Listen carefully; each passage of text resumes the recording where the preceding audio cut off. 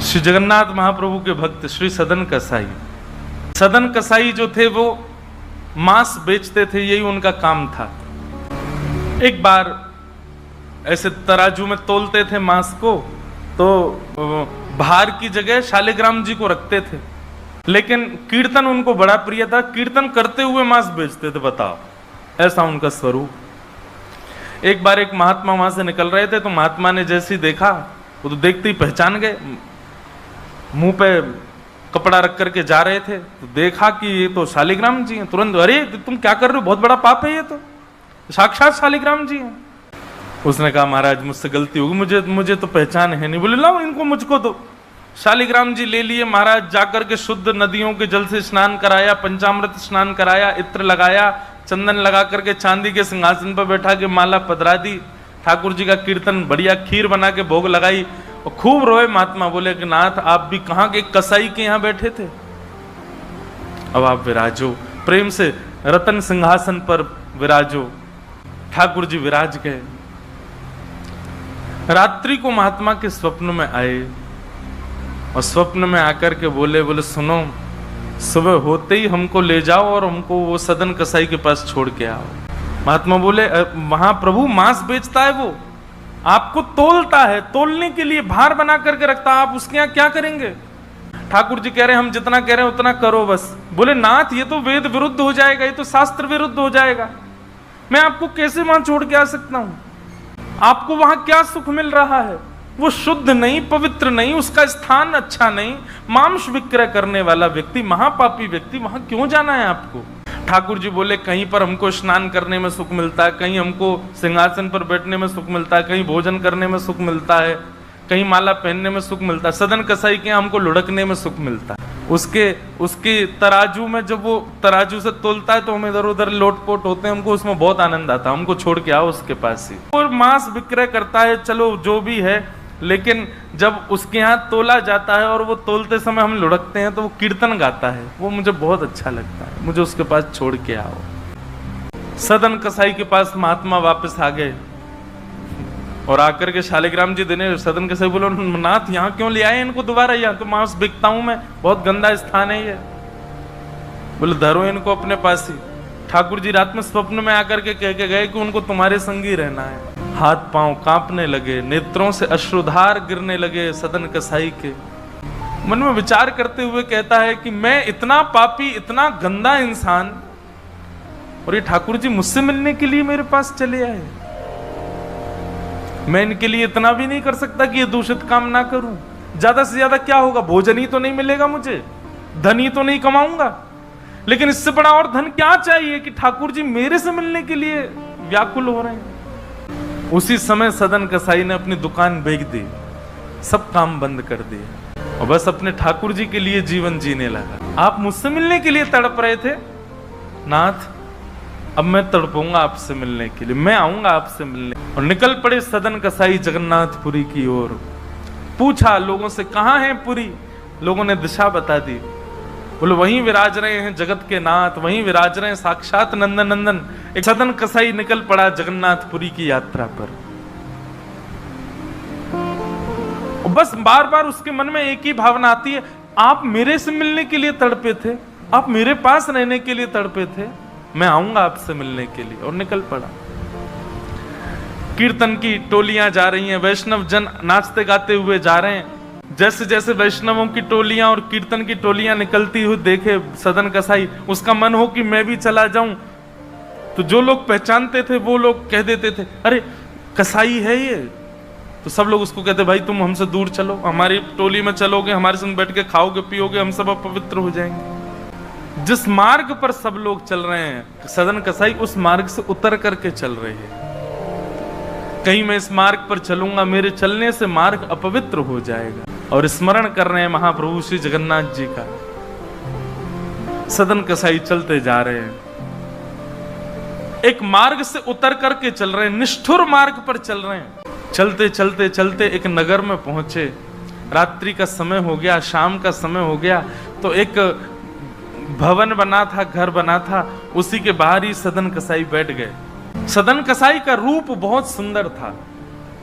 नेत्र, उनके केश, उनके मुख की आकृति, उनकी भुजाएं बहुत सुंदर थे, भले ही कसाई थे पर सुंदर थे। तो जिस भवन के बाहर बैठे वहां भवन की अंदर एक गृहिणी वो निकल करके बाहर आई और उसने जैसे ही सदन कसाई को देखा उसका मन आ गया उन्हीं के ऊपर। शाम का समय सदन कसाई को लोभ देने लगी और उसने इशारा करके कहा कि भीतर आ जाओ।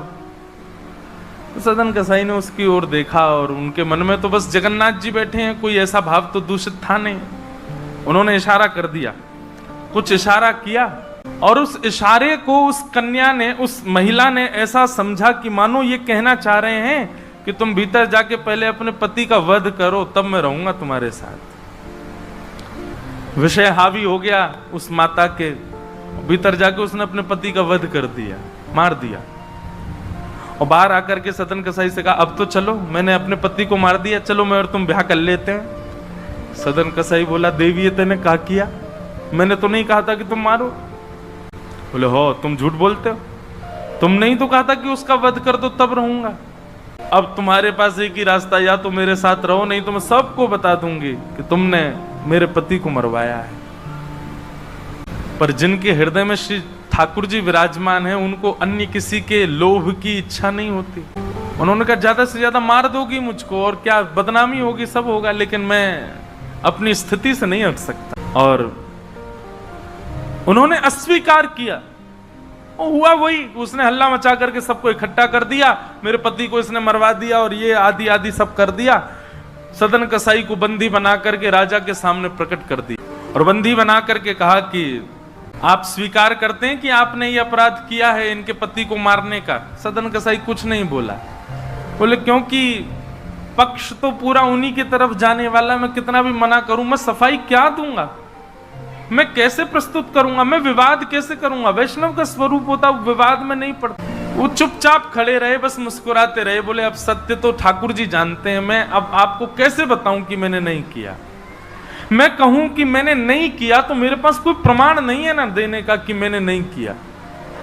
और प्रमाण देने के लिए, इकट्ठा करने के लिए, इतने प्रपंच में पढ़ने के लिए मैं नहीं निकला हूं। मैं तो जगन्नाथ जी से मिलने के लिए। आपको जो दंड देना है बस मृत्यु दंड मत देना, बाकी जो दंड देना है दे दो, मुझे जगन्नाथ जी का दर्शन करना है। राजा ने सदन कसाई की बात तो मानी कि मृत्यु दंड तो नहीं दिया, पर कहा कि जिन हाथों से तुमने उस व्यक्ति का वध किया उन हाथों को हम काट देंगे। सदन कसाई बोले, मैंने एक बार एक कथा में सुना है कि श्री जगन्नाथ जी की भी भुजा नहीं है, लो काट दो। जैसे मेरे स्वामी वैसा मैं, और अपनी दोनों भुजाएं आगे कर दी। मेरे स्वामी भी तो ऐसे ही रहते हैं। सदन कसाई ने अपने दोनों हाथ आगे किए और राजा के दूतों ने उनके हाथ काट दिए। पीड़ा में नहीं है, प्रसन्नता में है। आंसू तो निकल रहे हैं नेत्रों से, पर प्रसन्नता के आंसू हैं कि नाथ आपने किसी रूप में तो मुझे स्वीकार किया। चलते जा रहे हैं, रक्त बह रहा है दोनों तरफ से। बस रास्ते में एक ही प्रार्थना कर रहे हैं, नाथ है तो ये शरीर ही और यही माध्यम है मुझे आपके दर्शन का। इसमें जो ये पीड़ा हुई है, जो रक्त संचार हो रहा, रक्त जो निकल रहा है, बस इससे केवल ठाकुर जी इतना रक्त बचने देना भीतर कि मैं जगन्नाथपुरी पहुंच जाऊं, आपका दर्शन कर लूं, उससे पहले मेरे प्राण ना निकल जाए। और चलते जा रहे हैं। जैसे ही श्री क्षेत्र में उन्होंने प्रवेश किया और जैसे ही प्रवेश किया, ब्रह्म वेदी पर श्री जगन्नाथ जी झूमने लगे। पुजारियों ने जाकर के कहा, महाप्रभु जी आज्ञा करें, आप इतने प्रसन्न क्यों हैं? बोले, मेरा एक भक्त आया है, वो बेचारा बहुत कष्ट में है, आप लोग तुरंत पालकी लेकर के जाइए और उसको लेकर के आइए यहां पर। पुजारी सब पालकी लेकर के दौड़े और पुरी में प्रवेश कर रहे वैष्णवों से पूछने, अरे भैया महाप्रभु जी का कोई भक्त आया है क्या? महाप्रभु जी ने पालकी भेजी है उसको ले जाने के लिए। महाप्रभु जी आज बड़े प्रसन्न हैं, उनका कोई परम वैष्णव भक्त आया है। तो सदन कसाई ने जैसे ये बात सुनी कि पुजारी हल्ला कर रहे हैं, कोई बहुत बड़ा भक्त आया है, महाप्रभु जी ने उसके लिए पालकी भेजी, तो सदन कसाई इतने खुश हो गए। बोले, आज ठाकुर जी के दर्शन तो होंगे, उनके एक प्रिय भक्त के भी दर्शन हो जाएंगे, कितना मेरा सौभाग्य होगा। और रही बात, मैं तो बहुत बड़ा पापी हूं, मैं तो रास्ता भर यही सोचता आ रहा था कि मैंने इतना पाप किया, इतना मांस बेचा है जानवरों का, महाप्रभु जी पता नहीं मुझसे नाराज होंगे, पर आज लगता है कोई परम वैष्णव भक्त आया तो महाप्रभु जी का मूड बढ़िया होगा, आज प्रसन्न होंगे। तो प्रसन्न मुद्रा में ठाकुर जी बैठे होंगे, तब मैं दर्शन करूंगा तो मेरे सारे अपराधों को क्षमा कर देंगे। वहां तो भीड़ लग गई पालकी के पास में, बोले हम हैं परम भक्त, और वो सदन कसाई दूर ही खड़े हैं। बोले इनमें से कोई होगा जो पालकी में बैठेगा, आज पहले उसको प्रणाम करूंगा फिर महाप्रभु जी को करूंगा। वहां तो इतनी भीड़ लग गई कि पंडा पुजारी पालकी लेके जान बचा के भागे वहां से, क्योंकि सबको लगता है कि हमसे बड़ा भक्त तो कोई है ही नहीं। पालकी खाली लौट करके आ गई। महाप्रभु जगन्नाथ जी बोले तुम खाली आ गए, लेके नहीं आए उनको?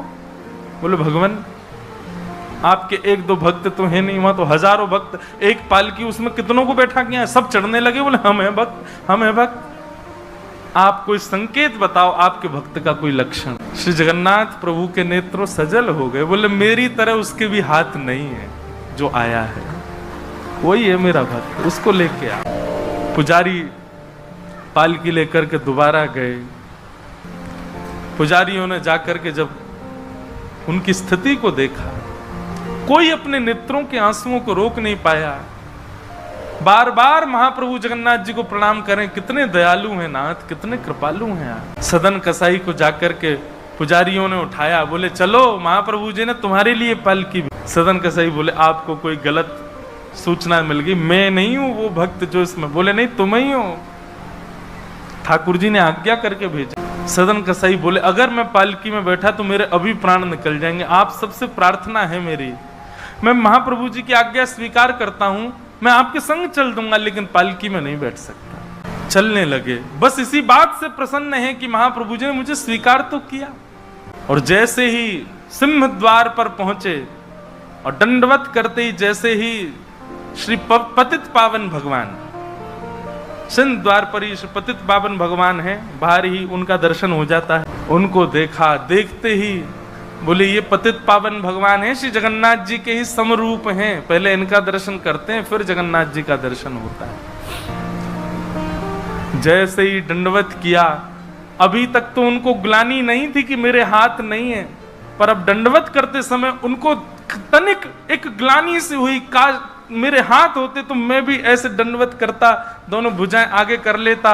और इस भाव से जैसे जो शेष भुजा थे थोड़े से उनको आगे करके रुदन करने लगे सदन कसाई, इतने में ही उनके भुजा निकल करके आ गई और ठाकुर जी ने भुजा प्रदान करके उनके दंडवत को स्वीकार किया।